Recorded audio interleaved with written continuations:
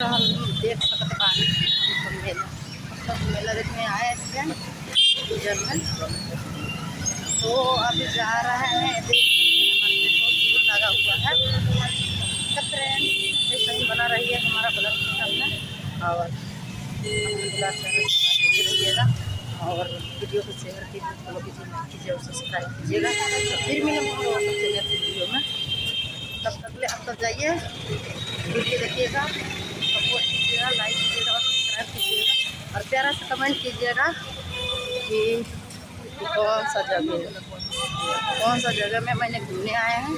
आप सब comment box में जरूर बताइएगा और हो सके तो वीडियो पे मतलब अगर अच्छा लगे तो आप सब सपोर्ट भी कर दीजिएगा और लाइक और सब्सक्राइब कर दीजिएगा। ठीक है, तो फिर मिलते हैं आप सबसे नेक्स्ट वीडियो में। तब तक ले आप सब जाइए, सपोर्ट कीजिए और फॉलो भी कर लीजिएगा। ठीक है, तो बाय, लव यू। आप सबसे मिलते हैं नेक्स्ट वीडियो में।